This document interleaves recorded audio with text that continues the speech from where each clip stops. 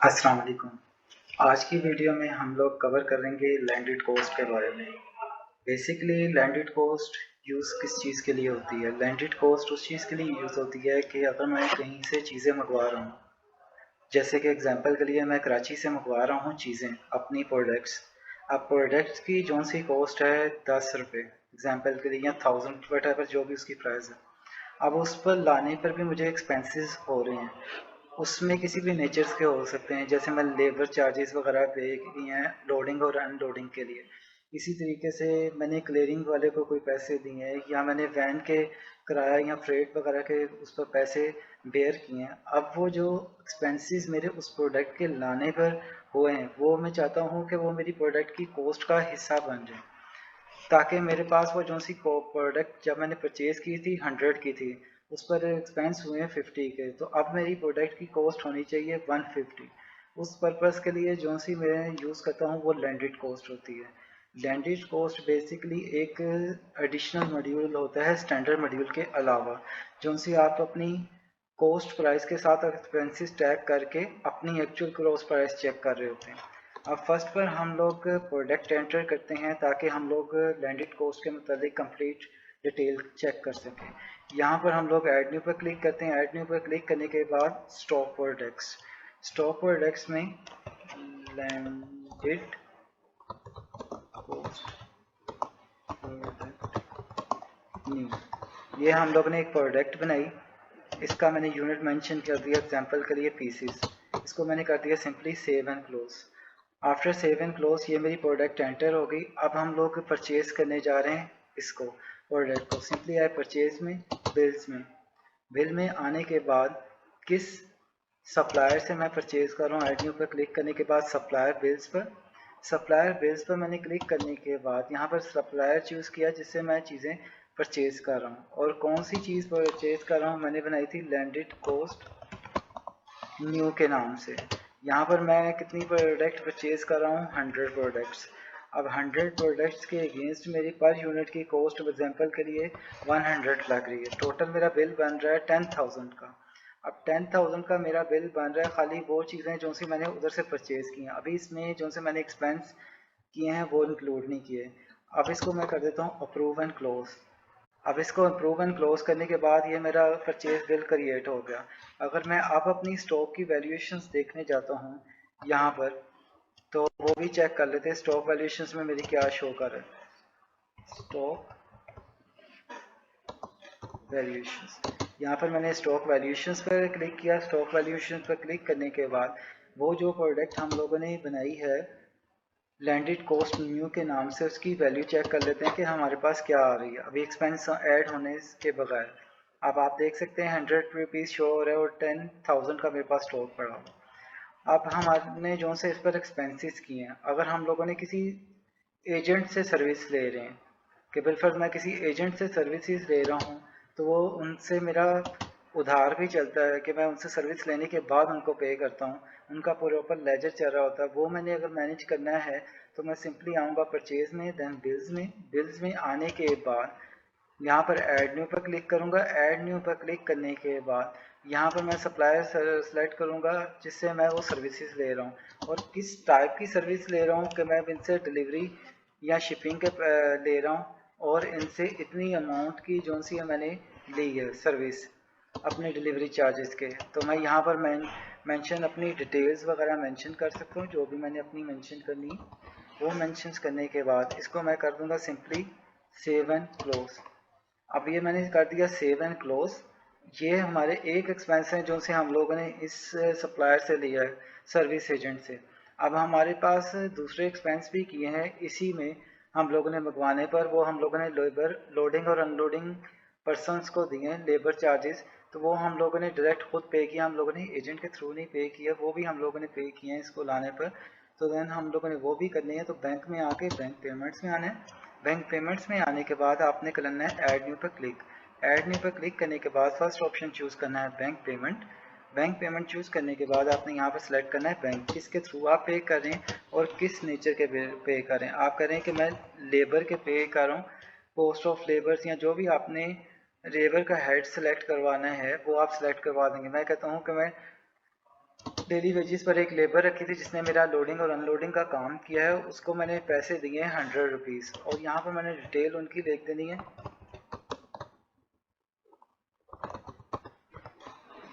कि जो भी उसका लेबर का नाम था वो मैंने मेंशन करने के बाद डिटेल मैंने मेंशन कर दी कि भाई मैंने ये पैसे पे किए थे। अब इसको मैंने कर दिया प्रूव एंड क्लोज। अब सारा स्टेप कि हम लोगों ने पहले परचेज बिल पोस्ट किया था जो उनसे हम लोगों ने चीज़ें परचेज की थी। दूसरे स्टेप में हम लोगों ने अपने जिस एजेंट से सर्विसेज ली थी डिलीवरी की, उसका खाता हमारे साथ चलता रहता है कि हम लोग सर्विस लेने के बाद उसको थोड़ी अमाउंट पे कर देते हैं, कुछ अमाउंट रह जाती है, उसके लिए हम लोगों ने एक सप्लायर क्रिएट करके के सर्विस जिससे ले रहे हैं उसका। अब उसके अलावा भी कुछ हम लोगों ने एक्सपेंसेस किए हैं, वो किसी भी नेचर्स के, कि हम लोगों ने लोडिंग और अनलोडिंग चार्जेस के, लेबर के चार्जेस पे किए हैं कि हम लोगों ने एक लेबर डेली पर हायर की थी जिसने लोडिंग और अनलोडिंग का काम किया है हमारा, तो उसके भी चार्जेस हम लोगों ने उसमें इंक्लूड किए हैं। अब ये सारी प्रोसेस करने के बाद लास्ट स्टेप हमारा क्या आता है, लैंडेड कॉस्ट का, कि सारी चीज़ों की कॉस्ट मुझे क्लब करके बता दे कि मेरा पर यूनिट का रेट क्या बना है। सिंपली आपने आना इन्वेंट्री में, देन लैंडेड कॉस्ट में, लैंडेड कॉस्ट में आने के बाद आपने क्लिक कर देना ऐड न्यू पर।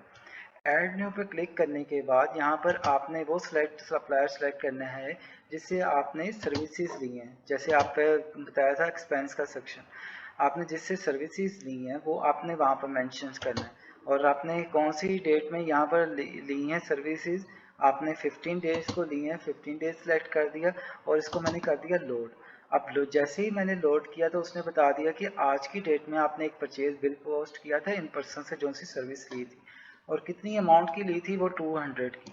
इसके अलावा आपने वो जो से चार्जेस भी पे किए हुए हैं अपने आज की डेट में, आप बैंक सेलेक्ट करके लो ट्रांजेक्शन कर सकते हैं, और स्पेसिफिक डेट जैसे कि आज की डेट में आपने वो सर्विसेज ली हैं तो आपने लोड किया। लोड करने पर आप देख सकते हैं कि आपने एक एक्सपेंस पोस्ट की हैं डेली वेजेस के, कि आपने उसके लाने पर डेली वेजेस भी का भी हेड सेलेक्ट करके वेजेस के भी एक्सपेंस किए। टोटल आपने एक्सपेंस किए एक तो सप्लायर के थ्रू, वीआई मतलब वेंडर या सप्लायर बिल, ई का ईपी का मतलब है एक्सपेंस। टोटल आपने 300 के एक्सपेंस किए, और यहाँ पर आपने अपने परचेज बिल की आईडी मेंशन करनी है जिसे वोचर आईडी कहते हैं। वो आपने देखनी कहाँ से है कि आपने जो सा परचेज बिल की पोस्ट किया था, आपने परचेज में आए बिल्स में आने के बाद यहाँ पर जो सा आपका सप्लायर का बिल की आईडी है वो 5 है, ये 5 आईडी जो सी है आपने यहाँ पर मेंशन करनी है ताकि उसके अगेंस्ट जितनी भी प्रोडक्ट हैं उसका डाटा फेच कर लें। अब यहाँ पर आप देख सकते हैं कि हम लोगों ने एक परचेज बिल बनाया था, उसकी आपने 100 क्वांटिटी रखी थी और 100 रेट रखा था, और 10,000 की टोटल क्वांटिटी थी। ये हम लोगों ने अपनी स्टॉक वैल्यूएशंस रिपोर्ट से भी वेरीफाई किया था। अब हम लोग यहाँ पर मेंशन कर दिया कि एक्सपेंस कौन कौन से थे और प्रोडक्ट कौन सी थी जिसके साथ हम लोगों ने लगाने हैं। अब एलोकेशंस मेथड में हमारे पास डिफरेंट मेथड आ रहे होते हैं कि वो अमाउंट वाइज ऑटोमेटिकली कैलकुलेट कर दे, कि वो खुद ब खुद अमाउंट जिसकी हो उसके साथ उतनी परसेंटेज उसकी अमाउंट लगा के उसकी वैल्यूएशंस कर दे, यानी कि उसके साथ टैग कर दे एक्सपेंसेस को। इसी तरीके से अगर क्वांटिटी वाइज हो कि क्वांटिटी जिस चीज़ की है तो उसके मुताबिक लगा दे। अगर मैनुअल परसेंटेज लगाना चाहते हैं कि मेरी मल्टीपल्स प्रोडक्ट हैं उनके साथ मैं स्पेसिफिक परसेंटेज लगाना चाहता हूँ कि इसके साथ इतनी अमाउंट ऑफ सेट हो, इसके साथ इतनी अमाउंट हो। इसी तरीके से मैनुअल अमाउंट का भी ऑप्शन होता है कि जिसमें हम लोग अमाउंट वाइज भी उसके साथ अमाउंट एलोकेट कर सकते हैं। अब मैं यहाँ पर चूज़ कर रहा हूँ क्वांटिटी वाइज जैसे ही मैंने चूज़ किया तो उसने मुझे रिवाइज रेट बता दिया कि पर यूनिट का आपके पास पड़ा है अमाउंट 103 की, कि आपको पर यूनिट पड़ा है आफ्टर एक्सपेंसेस 300 के, तो आपको पर यूनिट कॉस्ट पड़ी है 103 की। अब ये 103 आपकी आई कैसे है कि यहाँ पर आप देख सकते हैं 300 एंड 10,000। अब यहाँ पर मैं आपको कैलकुलेटर पर भी करके दिखा देता हूँ कि 300 प्लस 10,000,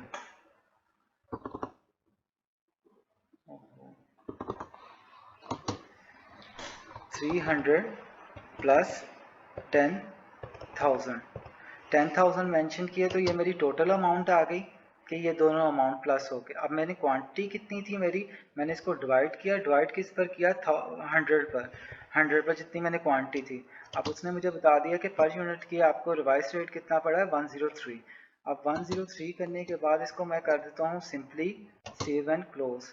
अब सेव एंड क्लोज करने के बाद इसने सिस्टम ने क्या किया कि जो सी मेरी होती हैं स्टॉक की वैल्यू पहले 100 थी, अब 103 होगी। आप इसका प्रिंट आउट भी निकाल सकते हैं। सिंपली प्रिंट पर क्लिक करने के बाद, प्रिंट पर क्लिक करने के बाद आपके पास उसकी रिपोर्ट आ जाएगी कि आपने प्रिवाइस रेट क्या पड़ा और उसमें आपने एक्सपेंसेस कौन कौन से चूज़ किए थे।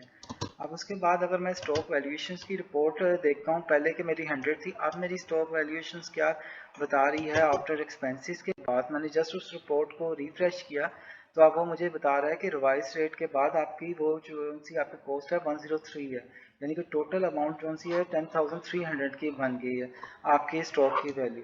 इसके अलावा भी आप रिपोर्ट चेक कर सकते हैं, जहाँ पर आपके पास लैंडेड कॉस्ट की रिपोर्ट्स आ रही होती हैं, वो आप प्रोडक्ट्स के सेक्शन में जाएंगे। प्रोडक्ट के सेक्शंस में जाने के बाद आपके पास रिपोर्ट्स होती हैं, यहाँ पर आप product purchase detail by products भी देख सकते हैं, डेट वाइज भी कर सकते हैं। दोनों में सेम डाटा होता है और उसके अलावा लैंडेड कॉस्ट की भी होती है। हम लोग एक रिपोर्ट चेक करते हैं बकाया, आपको खुद ब खुद अंदाजा हो जाएगा।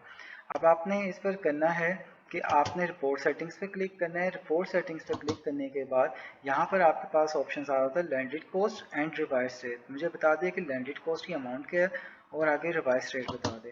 अब यहाँ पर मैंने देखना है कि मेरी इस प्रोडक्ट की लैंडेड कॉस्ट क्या आई है और आफ्टर लैंडेड कॉस्ट मेरी प्राइस क्या निकल के आ रही है पर यूनिट की। अब यहाँ पर मेरे पास वो बता रहा है कि आपकी ये प्रोडक्ट थी, उसके साथ सप्लायर किससे परचेज़ की थी, आपने जब क्वांटिटी परचेज़ की थी 100 की थी, तब उसकी कॉस्ट थी 10,000। अब उसके बाद लैंडेड कॉस्ट आपने अप्लाई किया है उस पर 300 का, 10,000 प्लस 300 डिवाइडेड बाय 100 और पर यूनिट की कॉस्ट आपके पास रिवाइज रेट लेके आ रहा है 103 और यही 103 आपके पास आपकी स्टॉक वैल्यूएशन में रिफ्लेक्ट कर देगी। और ये सारी इंफॉर्मेशन लैंडेड कॉस्ट से रिलेटेड ये आपके पास एक हमारे पास ब्लॉक होता है लैंडेड कॉस्ट का, जिसमें आपके पास कंप्लीट डिटेल आ रही होती है कि लैंडेड कॉस्ट आपने ऐड कैसे करनी है, उसके बाद एलोकेशंस कैसे करनी है, सारी इंफॉर्मेशन आपके पास आ रही होती है लैंडेड कॉस्ट से रिलेटेड, जो सी आज की वीडियो में हम लोगों ने कवर अप की है। आपने जस्ट क्या करना है कि फास्ट अकाउंट की वेबसाइट पर जाने के बाद यहाँ पर रिसोर्स के टैब पर क्लिक करने के बाद सपोर्ट कर देना है। सपोर्ट पर क्लिक करने के बाद यहाँ पर आपने सिंपली मेंशन कर देना है लैंडेड कॉस्ट। लैंडेड कॉस्ट आप मेंशन करेंगे तो उस लिंक को ओपन कर लेंगे। ओपन करने के बाद आपके पास सारी इंफॉर्मेशन लैंडेड कॉस्ट से मतलब आ जाएगी कि कैसे उसको रन करना है और उसके अगेंस्ट आपने कैसे कैसे रिपोर्ट चेक कर सकते हैं। आज की वीडियो में इतना ही, अगली वीडियो में मिलेंगे इंशाल्लाह। अल्लाह हाफिज़।